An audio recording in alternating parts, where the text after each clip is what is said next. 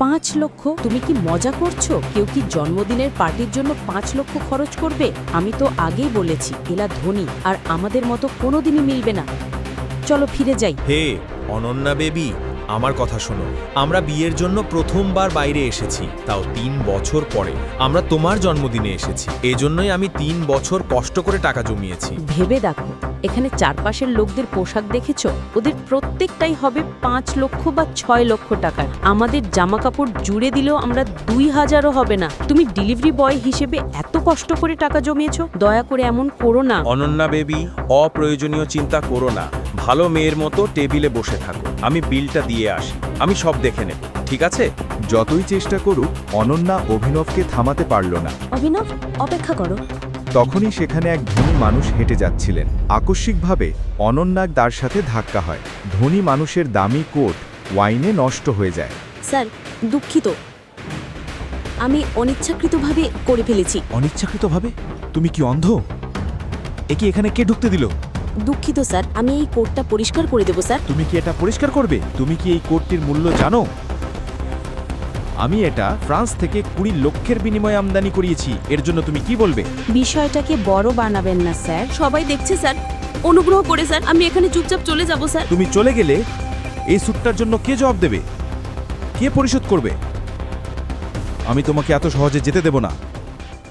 তোমাকে এর জন্য জবাবদিহি করতে হবে, না হলে তুমি কি করবে? কে এই নতুন ঝামেলা? এই রেস্তোরাঁর মান এতটাই খারাপ হয়ে গেছে? এখনই, এই মুহূর্তে আমার বউকে ক্ষমা চাইবে। অভিনব প্লিজ। কে? আমি? আমাকে ওর কাছে ক্ষমা চাইতে হবে? দয়া করে আমার কথা শোনো অভিনব। তুমি ওনার কাছে ক্ষমা না চাইলে আমরা এখান থেকে যেতে পারবো না অভিনব। উনি বিগ ইন্ডাস্ট্রিজের মালিক।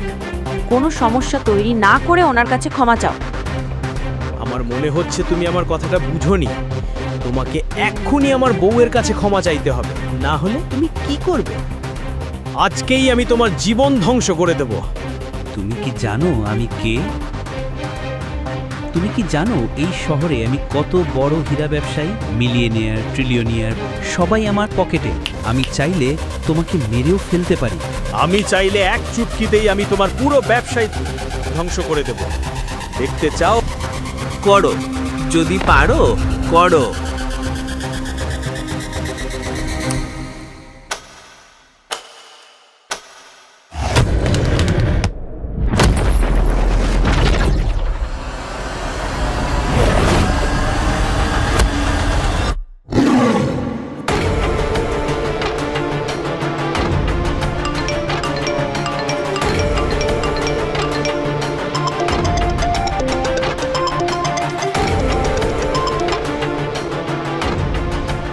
আমাদের কোম্পানির শেয়ার পড়ে যাচ্ছে। কি হয়েছে বাবা? তুমি একজন বড় লোকের সঙ্গে কথা বলছো। ও আমাদের সাম্রাজ্য উল্টে দিয়েছে। এখনই ওর কাছে ক্ষমা চাও, না হলে কাল থেকেই আমাদের রাস্তায় নামতেই হবে।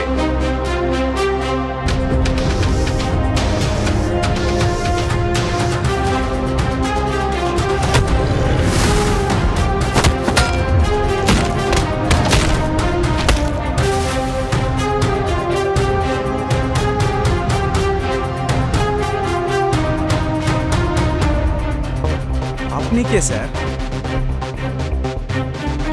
যদি অভিনব এত বড় লোক হয়, তাহলে কেন তাকে সারাদিন রাত ডেলিভারি বয় হিসেবে কাজ করতে হয়?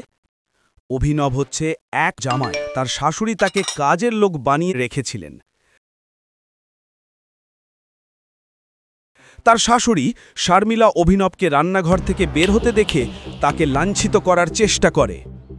আমি বুঝি না তুমি কিভাবে তোমার বউয়ের টাকায় খাচ্ছ। অলস মানুষ।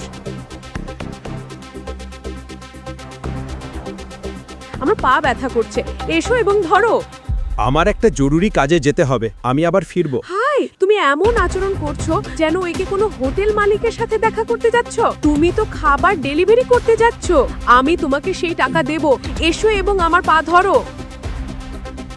অনন্যা ভিতরে আসে। এই কি শোরগোল? তুমি কেন চিৎকার করছো? আমার কি একা চিৎকার করার জন্য মাথা ব্যথা হচ্ছে? তোমার স্বামী এই বাড়িতে আমার গলার কারণ। তোমার দাদু তাকে তোমার সঙ্গে বিয়ে দিয়ে তোমার জীবন নষ্ট করেছেন। বলি তো, তাকে এই ঘর থেকে তাড়িয়ে দাও। সে অনর্থক। এখনই পকেট এফএম অ্যাপটি ডাউনলোড করুন, লিঙ্কটি রয়েছে বর্ণনায়।